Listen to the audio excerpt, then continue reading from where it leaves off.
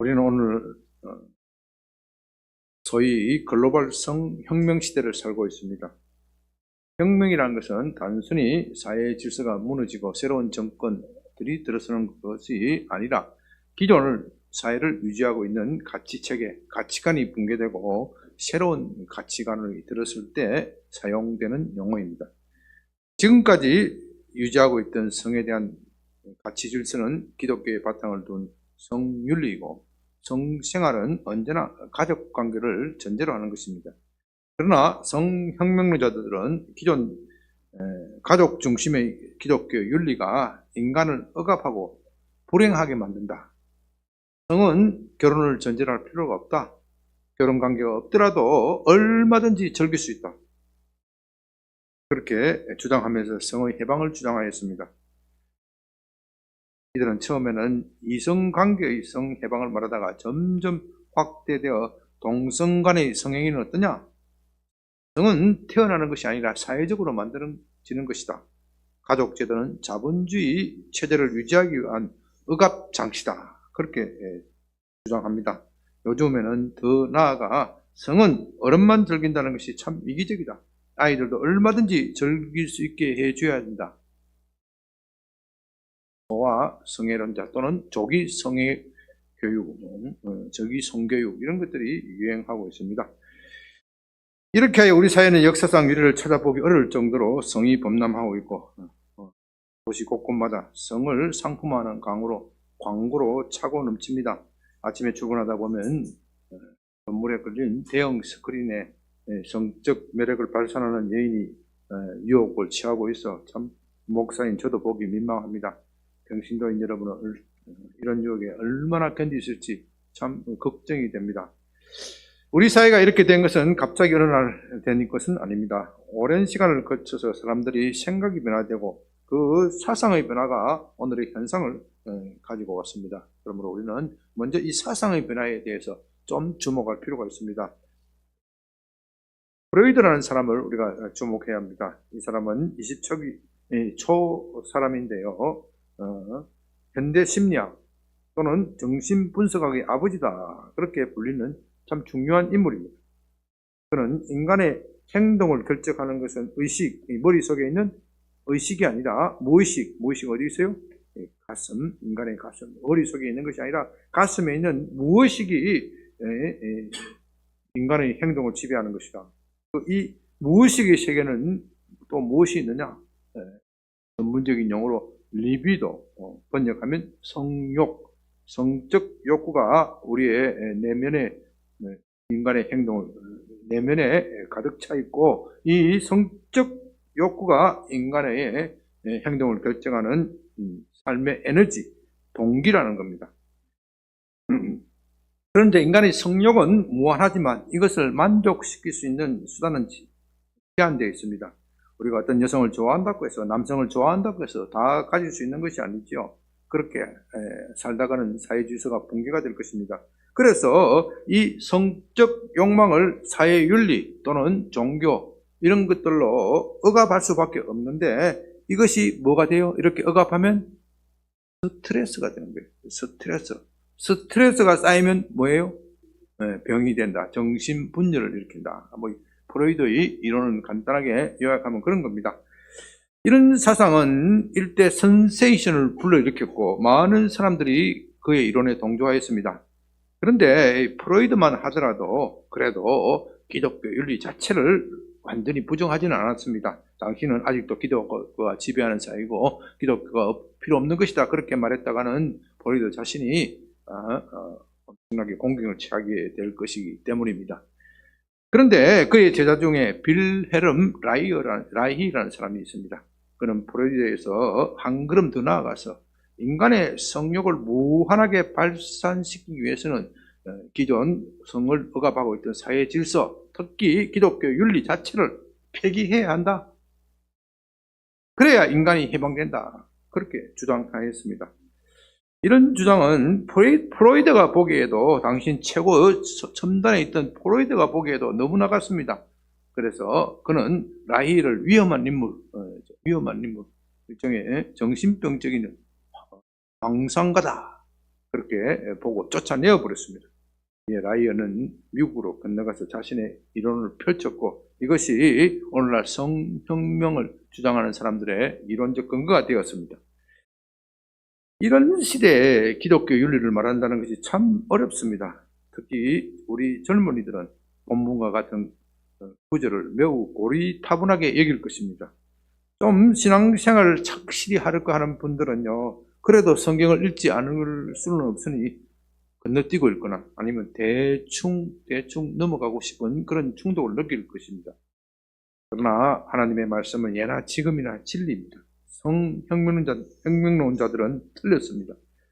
그들이 목표로 하는 것은 인간의 해방이고 행복이지만 그들이 목표와는 달리 오히려 인간의 소외를 가져오고 모두를 정신병자로 만들고 있습니다. 그래서 오늘 본문의 말씀이 더욱 소중하게 되었습니다. 오늘은 특별히 가정의 달인 5월의 마지막 주일이기 때문에 오늘 본문을 살피는 것이 더욱 의미가 있습니다. 5장 20절 또 가늠하지 말라 하였다는 것을 너희가 들었으나 이 구절은 10계명 중 제7계명 가늠하지 말라 하는 그 계명을 말합니다. 간음에 대한 성경의 가르침은 확고하고 강경합니다. 반드시 처벌하도록 되어 있습니다. 이것은 성경만 그런 것이 아니고 그 시대에는 공통적인 법입니다. 신명기 22장 22절 어떤 남자가 유부녀와 동침하는 것이 드러나거든 그 동침한 남자와 그 여자 둘 다 죽여 이스라엘 중에 악을 제할지니라. 이처럼 간음한 사람은 사형에 처하도록 되어 있기 때문에 무엇이 간음이냐 하는 것은 중요한 문제가 될 수밖에 없죠. 그런데 유대인들은 이 문제를 두고 논할 때 여성들에게 일방적으로 불리하게 해석하였습니다. 주로 결혼한 여자가 다른 남자와 성관계를 가지면 간음이다 이런 쪽으로 결론을 내리고 반면에 남자들의 불륜에 대해서는 관대하게 보았습니다. 그건 다른 문화권도 마찬가지죠. 고대 사회는 가부장적 사회이고 여성은 남성의 부속물로 여겼고 아내가 남편 외에 다른 남자와 관계를 가지면 간음이 되지만 남편이 처벌두는 것 별로 문제가 되지 않는 그런 사회에 있습니다. 28절 나는 너희에게 말하노니 음욕을 품고 여자를 보는 자마다 이미 간음하였느니라. 이제 예수님은 이런 가부장적 사회에 일침을 가합니다. 먼저 무엇이 간음인지를 말씀하시고 그 다음에는 남녀의 평등에 대하여 말씀하십니다. 먼저 무엇이 간음인지 좀 알아봅니다. 유대인들은 남녀 사이에 육체적 관계에 이르렀을 때 그때에서야 간음이다 그렇게 보았지만 예수님은 음욕을 품고 여자를 보는 것 자체가 간음이다. 이것은 외부적인 행동이 아니라 마음이 중요하다는 겁니다. 마음으로 음욕을 품고 있으면 어떻게 해요? 이미 간음한 것이다. 여기서 품고라는 단어가 중요합니다. 이것은 단지 여자를 보았을 때 갑자기 성적 충동이 생기는 것을 말하는 것이 아닙니다. 여자를 보고 성적 충동이 생기지 않는다? 더구나 섹시한 여자를 보고 아무런 감동이 없다? 그건 사람이 아니지요. 흔히 하는 말로 여자에 대한 모독입니다. 예수님의 말씀은 우리가 사람이기에 포기하라 그런 뜻은 아닙니다. 기독교는 성적 욕구 자체를 무시하지는 않습니다. 인간은 정신적 사랑만으로는 부족합니다. 서로의 육체적 욕구를 나눌 때 사랑도 더욱 깊어져 가는 겁니다. 더구나 성적 욕구가 없다면 우리가 어떻게 태어나고 자식을 낳을 수 있고 또 역사를 이어갈 수 있습니까?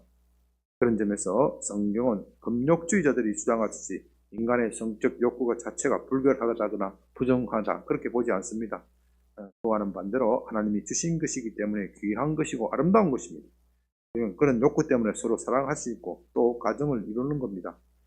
문제는 음욕을 품고 여자를 보는 것입니다. 여기서 단어의 순수가 중요합니다. 여자를 보고 음욕이 생기는 것이 아니라 어떻게 해요? 음욕을 먼저 품고 여자를 보는 것이 간음이라는 겁니다. 음욕이라는 것은 그야말로 성적 갈망을 말하는데 여자와 관계를 가고 싶다. 더 나아가서 하고야 말겠다. 그런 강한 욕구를 말합니다. 여자를 보았을 때 갑자기 성적 욕구가 생기는 것, 이것 자체는 죄가 아니라는 겁니다. 거기까지는 문제가 없습니다.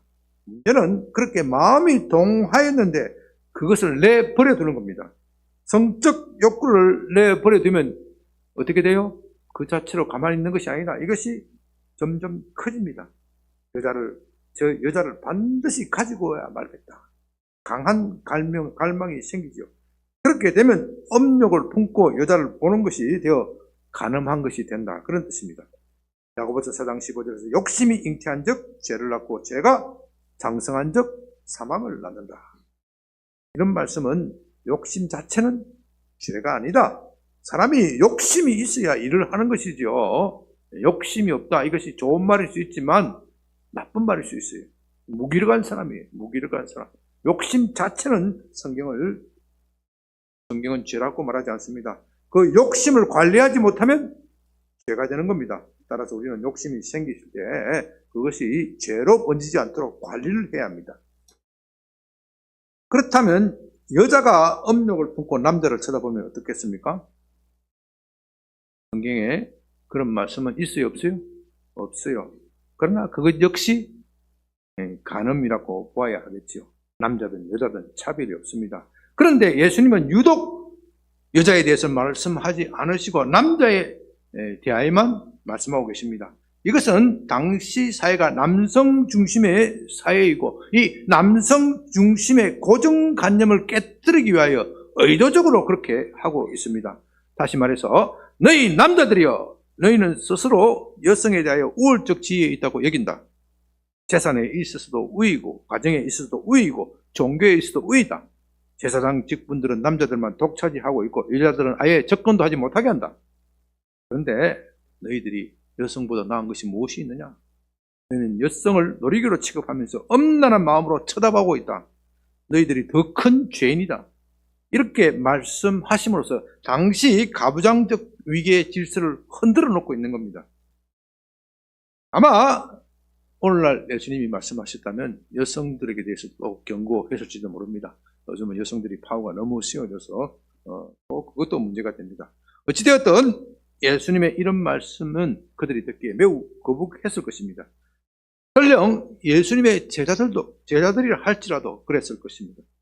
어떻게 여자를 쳐다보는 것만으로서 간음죄를 저지를 수 있다, 저질렀다, 그렇게 말할 수 있는가? 예수는 매우 심한 말을 하고 있다. 그러나 예수님은 29절 30절에서 그들의 반발에 대하여 쇠기라도 박듯이 더욱 충격적인 말씀을 하십니다. 만일 내 오른눈이 너로 실족하게 하거든 빼어 내버리라. 내 백체 중 하나가 없어지고 온몸이 지옥에 던져지지 않는 것이 유익하니라. 또한 만일 내 오른손이 너로 실족하게 하거든 찍어 내버리라. 내 백체 중 하나가 없어지고 온몸이 지옥에 던져지지 않는 것이 유익하니라. 주님의 말씀은 단호하고 가혹합니다. 만일 내 오른손이 너를 실족하게 하거든 어떻게 해요?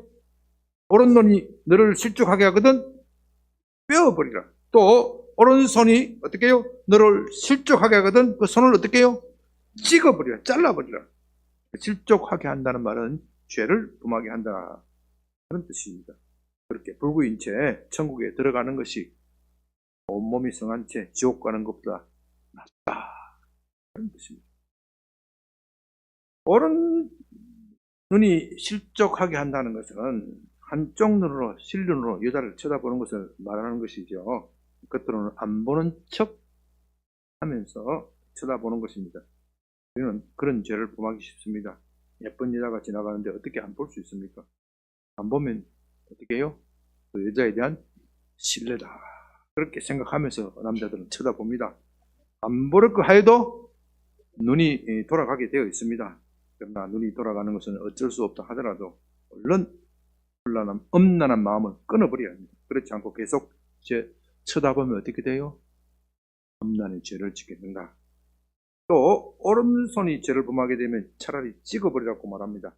남의 물건을 훔치는 습득이 있는 사람은 값비싼 물건, 갖고 싶은 물건이 있으면 자기도 모르게 손이 가는 겁니다. 또 장사하는 사람들은 자기도 모르게 거짓말하게 되어 있습니다. 그렇게 죄를 짓는 손이나 혀가 있으면 잘라버리라는 겁니다. 그래야 천국에 갈 수 있다면 누가 천국에 갈 수 있겠습니까? 그러므로 이 말씀의 참 뜻을 우리가 잘 이해해야 합니다. 무엇보다도 이런 말씀은 문자적으로 해석해서는 안 됩니다. 초대교회 교부 중에 오리겐이라는 아주 유명한 분이 있습니다. 이분은 주님을 너무나도 뜨겁게 사랑하였고 나중에 순교도 합니다. 그가 젊었을 때 이런 말씀을 그대로 문자적으로 받아들여 실제로 자기의 성기를 거세하였습니다.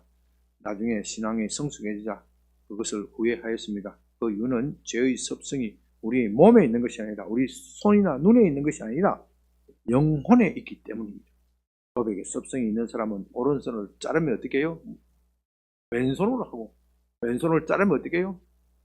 어떻게 해요? 발가락으로 해요. 발가락으로 한다. 처럼 죄가 도사리고 있는 것은 우리의 몸이 아니라 우리 몸을 지시하는 영혼 깊은 곳에 죄의 자소가 있는 겁니다. 예수님은 우리 마음에 가득한 것이 밖으로 나온다고 말씀하셨습니다. 사람이 죄를 범하는 것은 눈이나 손에 문제가 있는 것이 아니라 그것을 움직이게 하는 사람의 마음, 내면에 문제가 있는 겁니다. 신체의 일부를 자른다고 해결되지 않습니다. 우리 마음속 깊은 곳에 있는 죄의 습성, 이것을 완전히 뿌리 뽑아야 해결되는 겁니다.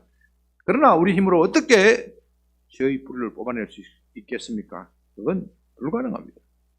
청년들이 아무리 엄란한 생각을 가지지 않으려고 하여도 엄란한 생각이 나게 되어 있습니다. 오죽하였으면 오리겐이 자기의 성기를 잘라냈겠습니까? 그러나 그렇게 성기를 잘라낸다고 하더라도 엄란한 생각은 나게 되어 있습니다. 그래서 오리겐이 후회한 겁니다. 그러므로 이 말씀은 우리가 예수님 믿고 성령으로 거듭나서 죄를 이기라 그런 말씀으로 이해해야 합니다. 우리 힘으로는 안 되지만 성령의 힘으로는 됩니다. 우리가 성령으로 거듭나면 죄를 이길 힘을 가지게 됩니다. 또한 이런 말씀은 이 땅이 아무리 즐겁더라도 그건 한계가 있으니 천국을 사모해야 한다 그런 뜻이기도 합니다. 이 세상에 살 때 남녀의 성관계보다도 강렬하고 짜릿하고 흥분되고 극도의 체험을 주는 것이 어디 있겠습니까? 저는요, 결혼 날짜가 다가오니까 제일 걱정이 뭔지 아세요? 제일 결혼 날짜가 다가오고 결혼 날짜는 받았는데 제일 걱정이 뭔지 아세요? 네, 주님이 재림할까 싶었어요. 주님이 오시더라도 결혼하고 와셔야지. 그러나 그렇게 좋은 것도 다 일시적입니다. 영원히 가질 수는 없습니다. 나이가 들고 몸이 들면 그런 것도 할 수도 없고 그런 것들은 일시적이기 때문에 마음에 두지 말고 영원한 천국을 사모해야 합니다. 그런 마음을 가지고 지옥에 가는 것보다 불구가 되어 천국에 가는 것이 훨씬 낫다는 것입니다.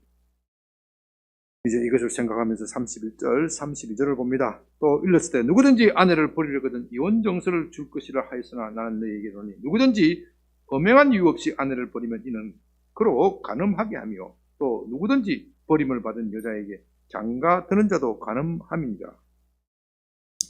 주님은 간음이 무엇인지 말씀하신 다음 곧바로 결혼에 대하여 말씀하고 계십니다. 결혼은 하나님이 세우신 신성한 제도입니다. 태초에 하나님이 아담과 하와를 창조하시고 그들이 부모를 떠나서 둘이 한 몸이 될 것이다. 그렇게 선언하셨습니다. 둘이 한 몸이 된다는 것은 육체는 물론이고 정신적으로도 결합되는 아주 신비한 체험입니다. 여기에 이 세상 어떤 것과도 비교할 수 없는 황홀한 신비가 있습니다. 또 그렇게 부부가 사랑하면 그 사이에 자녀를 생산하게 되어 있습니다. 인류는 이렇게 자녀를 생산함으로써 지금까지 역사를 이어오는 겁니다. 그러므로 결혼은 단지 두 사람의 문제가 아니라 가족 전체, 나아가서는 국가의 문제이기도 합니다.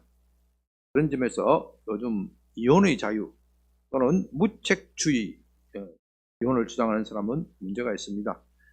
무책주의 이혼이라는 것은 배우자에게 아무런 잘못이 없어도 이혼을 허용해야 한다. 내가 살기 싫으면 이혼할 수 있다. 이혼의 자유를 주장하는 것이죠. 그러나 그런 주장은 인간관계의 영적 측면을 무시하는 겁니다. 결혼이 파탄이 나면 단지 두 사람이 헤어지는 것으로 끝나지 않습니다. 심리학자들은 이혼의 고통은 너무나도 큰 것이어서 죽는 것과 같아, 그렇게 표현합니다. 두 사람이 서로 깊이 사랑하였을수록 그 상처는 큽니다. 정체성의 위기를 가져오고 죄책감과 후회감, 그런 것 때문에 자살의 충동도 느낍니다. 거기에다가 자녀가 있다면 자녀가 겪는 충격은 부모보다도 훨씬 큽니다. 그렇기 때문에 동서고금을 막론하고 결혼의 자유를 무제한적으로 제한하는, 무제한적으로 인정하는 나라, 그런 나라는 없습니다. 이번에 그런 나라가 생기고, 그건 정말 무지한 인간에 대한 무지한 소치 때문입니다. 성경은 결혼은 하나님이 직접 제정하신 것이기 때문에 함부로 이혼해서는 안 된다고 말합니다. 신명기 24장 1절, 사람이 아내를 맞이하여 데리고 온 후에 그에게 수치되는 일이 있음을 발견하고 그를 기뻐하지 않으면 이혼정서를 써서 그의 손에 주고 집에서 내보낼 것이요 라고 말합니다. 이 구절을 보면 참 여자에게 가혹하다, 언뜻 보면 그렇습니다. 그러나 당신은 남성 위주의 사회입니다. 남자는 이혼하면 얼마든지 다른 여자와 재혼할 수 있습니다. 심지어 처녀와도 재혼할 수 있습니다. 그러나 여자는 남자로부터 버림을 받으면 재혼하기가 매우 어렵습니다. 더구나 남편이 아내를 버리고 난 후에 다시 마음이 바뀌면 내가 언제 그랬냐, 그렇게 말하면 꼼짝없이 당할 수 있습니다. 버려서 다른 남자와 이렇게 시집을 갔는데, 결혼을 했는데, 내가 언제 너를 버렸느냐 하면 뭐가 돼요? 간음이 되는, 간음. 여자는 간음이 되는 거예요. 그럴 때 이혼 정서를 써줌으로써 네가 이때 이혼 정서를 써주지 않느냐, 그러면 여자가 뭐예요? 보호가 되는 거예요. 자기를 보호할 수 있는 마지막 방어 수단으로서 여자를 내보내려 그러던 이혼 정서를 확실하게 써주어라. 그리고 나서야 이혼할 수 있다. 이혼에 대한 제한이죠. 그런데 유대인들은 이 신명기 24장 1절의 해석을 둘러싸고 의견이 분분하였습니다. 모세는 여자에게 수치되는 일이 있음을 발견하고 기뻐하지 아니하면 이혼할 수 있다고 했는데, 이 수치되는 일이 무엇이냐? 학설이 분분하였습니다. 이혼의 사유를 보수적으로 보는 삼마이 학파와 자유주의적으로 보는 힐렐 학파가 대립하였습니다. 삼마이 학파는요, 수치되는 일이란 간음, 성적 부정, 이런 특정한 행위로 한정하고 배우자가 간음한 경우에만 이혼이 가능하다, 그렇게 좁게 해석하였습니다. 가능한 좁게 해석하려고 노력하였습니다. 반면 힐렐 학파는요, 수치되는 일이란 매우 광범위한 것으로 해석하였습니다. 여자가 음식을 태웠다든지, 외모가 마음에 안 든다든지, 처음 결혼할 때는 외모가 마음에 들었지만 나중에 자고 일어나 보니 눈에 눈곱이 끼었다, 외모가 마음에 안 들면 이혼할 수 있고요. 심지어 지금의 아내보다도 더욱 성적으로 끌리는 여자가 발견되면 이혼 사유가 된다, 그렇게 보았죠. 여러분은 이 두 학설 중에 어느 학설이 우세했다고 생각합니까?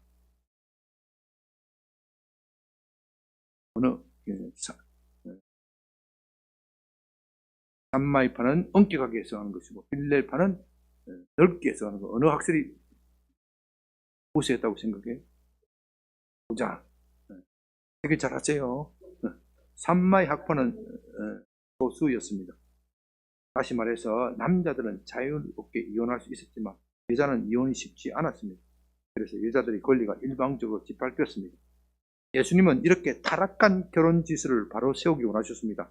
단지 남녀 사이의 권리관계의 균형을 말씀하시는 것이 아니라 결혼의 신비를 회복하고 결혼이 인간 영혼에 어떠한 영향을 미치는 것인지 알려주고 싶었습니다. 그러나 배우자가 음행하였음에도 계속 결혼 관계를 유지하라. 이건 너무도 과학한 것이죠. 질투, 복수심 등으로 인해서 도저히 함께 살 수가 없습니다. 그런 경우에는 예외적으로 이혼할 수 있다. 그것이 예수님의 말씀입니다. 예수님은 이렇게 말씀하심으로써 당시 가부장적 질서 속에서 남자들이 단지 남자인 이유만으로 여성을 차별하는 것에 대하여 가감없이 강탈을 가하고 계십니다.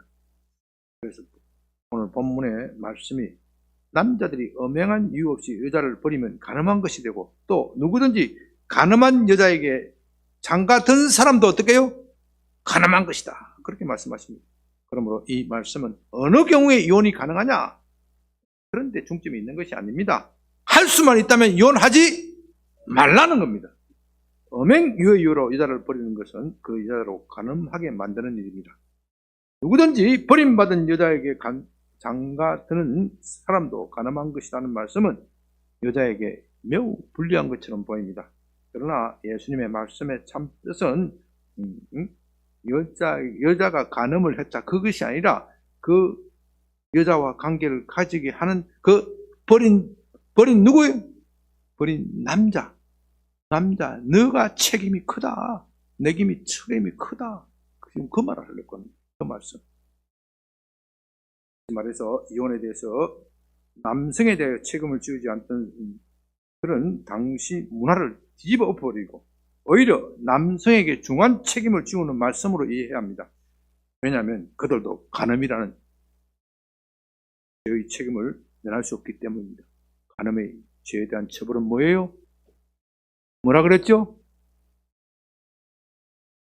사형도 그냥 사형이 아니고 돌로 쳐 죽이는 거예요. 너 남성들이 돌로 다 쳐 죽일 놈들아, 이 뜻이에요. 응? 하나 가혹한 말씀인지 모릅니다. 이런 말씀은 그러니까 당시 유대인들이 듣기에 매우 거북하였습니다.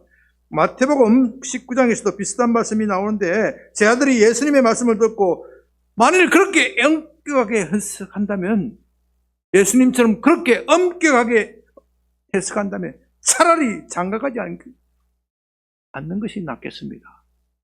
제 아들이 그렇게 볼멘소리를 하였습니다. 그만큼 예수님은 남성에 대하여 강하게 책임을 묻고 계십니다. 이런 예수님의 말씀은 오늘 우리 시대에도 매우 중요합니다. 오늘날 사람들은 너무도 이혼을 쉽게 합니다. 심지어 변호사도 이혼을 전문으로 하는 변호사가 돈도 잘 법니다. 제가 처음 법조인이 될 때 그런 것은 미국이나 유럽과 같은 이야기인 줄로 알았고요. 이 변호사는 참 선비와 같은 직이기 때문에 그런 이혼 사건은 그렇게 하지 말라고 교수들이 그렇게 가르칠 때가 있었습니다. 그러나 어느새 우리 이야기가 되었습니다. 이런 이혼율과 같은 통계는 높지 않았으면 좋겠는데 이미 세계 최고의 선진국 수준입니다. 참으로 안타까운 것은 그리스도인의 이혼율도 적지 않다는 겁니다. 공식적으로 통계를 찾기 어렵지만 적지 않은 수의 그리스도인들이 이혼을 경험합니다. 이런 분위기에서 목사도 이혼하지 말라 그런 설교하기가 참 어렵습니다. 그러나 이혼의 고통은 큽니다. 우리가 상상하는 것 이상으로 큽니다.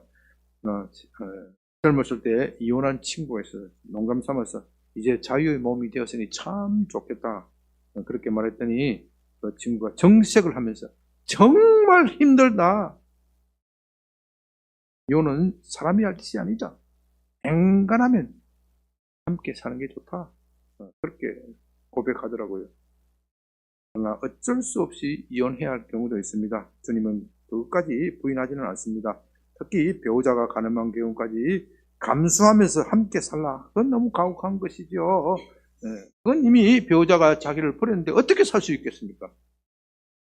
이와 관련해서 간음은 아니더라도 폭력이나 음주, 장기간 방치하는 것, 배우자나 자식들을 학대하는 것, 가정을 돌보지 않는 것, 이런 경우에는 이혼해도 좋지 않느냐 논의가 분분합니다. 이런 자리에서 시간 관계상 일일이 말씀드릴 수는 없습니다. 또 구약 성경에 호세아에서 보면요, 하나님은 선지자 호세아에게 부정한 여인 장녀 고멜에게 가서 결혼하라고 말씀하십니다. 이건 정말 상식을 뒤집는 일이죠. 이런 경우는 어떻게 보아야 할지 의견의 차이가 있기 마련입니다. 중요한 것은 가정이 소중하다는 겁니다. 그것을 함부로 깨는 사람은 중한 책임을 지게 될 것입니다. 무엇보다도 자녀를 생각해야 합니다. 어른들은 그 고통을 감수한다지만 자녀들에게는 너무도 가혹한 것입니다. 한번 깨어진 부부관계는 참으로 회복하기 어렵습니다. 그건 저도 잘 압니다. 제가 여러 상담을 해보았기 때문에 잘 압니다. 저 역시 부부관계에 위기가 있었습니다. 저의 경우를 볼 때 하나님의 은혜 아래 머무고 있으면 그 위기를 극복할 수 있습니다. 아니, 위기가 없던 시절보다도 더욱 뜨거운 관계로 발전할 수 있습니다. 정말이지 우리는 죄악된 세상에서 하나님의 은혜가 아니라면 부부관계도 유지하기 어렵습니다. 그래서 늘 하나님의 은혜가 아래에 있는 것이 소중합니다. 이제 말씀을 정리합니다. 오늘날 사람들은 성혁명이니 뭐니 하면서 성의 개방과 자유를 주장합니다. 심지어 그리스도인들도 그런 조리에 물들어 있습니다. 너무도 많은 사람들이 성을 가벼운 오락거리, 스포츠 정도로 생각합니다. 그러나 성경은 그렇게 보지 않습니다. 성은 신비한 겁니다. 단지 육체적 관계만 문제되는 것이 아니라 우리의 정서에 깊은 영향을 미칩니다. 사랑하는 두 연인이 함께 일생을 할 수 있다면 그것보다 더 좋은 것이 어디 있겠습니까? 그런 점에서 성은 우리에게 진정한 만족과 행복을 줄 수 있습니다. 그러나 그런 것이 전제되지 않는 성은 후회감, 상실감, 죄책감 그런 것을 불러일으킵니다. 무엇보다도 상대방을 인격으로 보기보다는 탐욕을 채우는 수단으로 보게 됩니다. 오늘날 우리 사회가 성범죄로 가득 차 있는 것도 바로 그런 이유입니다. 이 포르노에 중독된 사람은 정상적인 부부 생활을 하기 어렵습니다. 상대방을 인간으로 보는 것이 아니라 자신의 욕망을 채우는 하나의 수단으로 보게 되고 상대방을 목적으로 보는 것이 아니라 수단으로 보게 됩니다. 그런 점에서 성혁명은 틀렸습니다. 그들은 기독교가 인간의 성을 억압하여 불행하게 만든다고 주장하지만 정작 사람을 불행하게 만드는 것은 바로 그들입니다. 결혼을 전제하지 않는 성은 언제나 비참한 결과를 낳습니다. 그 성을 즐길 때는 온 세상을 다 가진 것 같습니다. 그러나 그 후에는 죄책감, 상실감, 패배감, 고독감, 수치심 이런 것들이 찾아오고 결국 인간관계가 파괴됩니다. 그래서 오늘날 우리 시대의 성윤리를 더 크게 외쳐야 합니다. 가정의 소중함을 강조하고 우리 자녀들에게 부지런히 가르쳐야 합니다. 마지막으로 창세기 39장에 나오는 요셉의 이야기로 말씀을 맺고자 합니다. 여러분들도 잘 아시는 대로 요셉은 야곱의 아들이고 형들의 시기 때문에 이집트로 팔려갔습니다. 다행히도 팔려간 것이 신의대장 보디발의 집입니다. 부지런하고 성실하게 일하여 인정을 받아서 보디발이 집안일을 모두 도맡겼습니다. 그러나 위기가 옵니다. 보디발의 아내가 수작을 걸어왔습니다. 남편이 자리를 비우고 있으면 요셉을 찾아와서 잠자리를 자꾸 유혹합니다. 요셉은 그것을 한사코 거절을 하지만 마침내 막다른 골목에 부닥칩니다. 여자가 다른 종들을 다 나가게 한 후 요셉을 노골적으로 유혹합니다. 요셉은 자기 옷을 벗어버리고 던져버리고 그 자리를 도망을 벗어버리고 아니라 여자가 요셉의 옷자락을 잡고 이렇게 자기 옷을 먼저 벗고 이렇게 욕을 하니까 결국 옷을 버려두고 도망가버리는 것이죠. 그러자 그 여자는 자존심이 상하였는지 오히려 요셉을 모함합니다. 수치심도 부끄러움도 없는 여인이죠. 요셉이 자기를 겁탈하려고 하기에 고함을 질렀다. 옷이 그 증거다. 때문에 요셉은 여러 해 감옥에 갇혀 고생합니다. 그러나 하나님의 은혜로 나중에 그것이 이집트의 총리가 되는 계기가 됩니다. 들어보면 참 아찔한 순간입니다. 그 여자의 부탁을 들어주고 함께 잠자리를 가졌다면 있을까요? 그때는 편했을 것입니다. 마님의 총애를 받는 종이라는 소리를 들었을 것이고 누가 감히 요셉에게 대항할 수 있겠습니까? 그 집안에서는 정말로 명실상부한 인자가 되는 겁니다. 그러나 그의 남편이 아는 날에는 어떻게 돼요? 끝장입니다. 능지처참 당했을 것입니다. 제가 이 이야기에서 주목하는 것은 보디발이 왜 요셉을 감옥에 넣었느냐 하는 겁니다. 당시 종이 그런 짓을 하면 어떻게 했겠어요? 주인이? 당연히 죽이는 겁니다. 주인의 아내를 건드린 사람은 주인의 자존심, 흔히한 말로 코트를 건드린 거예요. 어떻게 이런 인간을 두고 있겠습니까? 보디발은 친위 대장이고 그 종 하나 죽이는 것은 아무것도 아닙니다. 그런데 보디발은 요셉을 죽이지 않습니다. 여러분 여기에 궁금하지 않습니까? 그 이유는 보디발도 요셉의 성품을 잘 알고 있었기 때문입니다. 요셉은 그런 일을 저지를 사람이 아닙니다. 그런데 자기 아내 평소 소행을 보니까 음욕으로 가득 찬 여인입니다. 그런데 왜 못 잘랐어요? 여기까지 상상하면 좀 그렇긴 하지만은 잘랐다가 뭐가 무서워요? 네? 장인이 무섭잖아요. 장인이. 그래서 네? 장인이 보디발의 처가가 어마어마한 세력을 가지고 있었기 때문에 여자가 이렇게 방자한 짓을 저지르는 겁니다. 고대에 이런 일들이 흔했어요. 어쨌든 보디발은 요셉의 성품을 알았기 때문에 어떻게 무고한 사람을 죽일 수 있냐. 그래서 감옥에 가둬둔 겁니다. 바로 그것 때문에 요셉은 나중에 하나님께 크게 쓰임을 받아 이스라엘의 총리가 되었습니다. 창세기 39장 9절을 봅니다.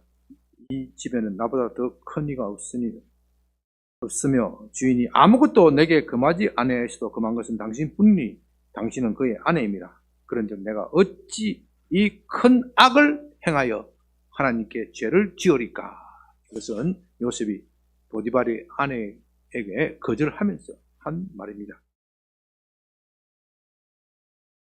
요셉이 보디발의 아내와 관계를 가진다면 보디발에게 큰 죄를 짓는 것이기도 하지만 하나님께 더 큰 죄를 짓는 것이기 때문에 나는 그럴 수 없다.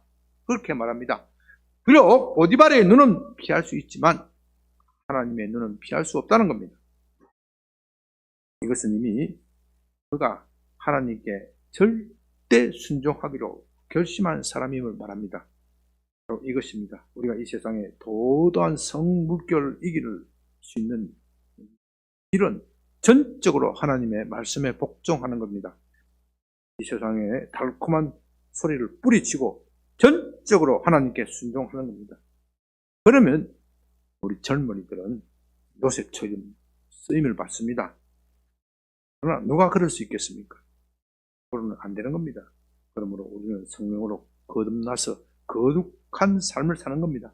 이것이 예수님께서 말씀하고 있다는 성윤리의 핵심입니다. 성윤리 이전에 나와 하나님과의 관계가 바로 되어야 한다. 그것이 예수님이 말씀하시는 핵심 요지입니다. 우리 사회, 저와 여러분, 우리 나라가 하나님과의 관계가 바로 성립이 되면, 바로 맺어지면 나머지 것은 자동적으로 해결된다. 이것이 예수님께서 말씀하시고자 하는, 산상수훈에서 말씀하시고자 하는 핵심적 원리입니다. 기도합니다. 아버지 하나님 감사합니다. 오늘 우리 사회는 성도덕이 무너졌고 자신의 욕망을 채우며 그것이 선인 줄 아는, 착각하는 성도착적 시대에 우리의 젊은이들이 살아가고 있습니다. 하나님의 말씀을 살았고 생명력이 있습니다. 예수님 시대도 진리이고 지금 시대도 진리입니다. 하나님 말씀에 절대 순종할 수 있도록 우리가 우리 능력으로 어떻게 순종할 수 있겠습니까? 하나님의 보혈의 능력으로 우리가 거듭나고 성령 받아서 이길 수 있도록 우리를 주시옵소서. 예수님 이름으로 기도드립니다. 아멘.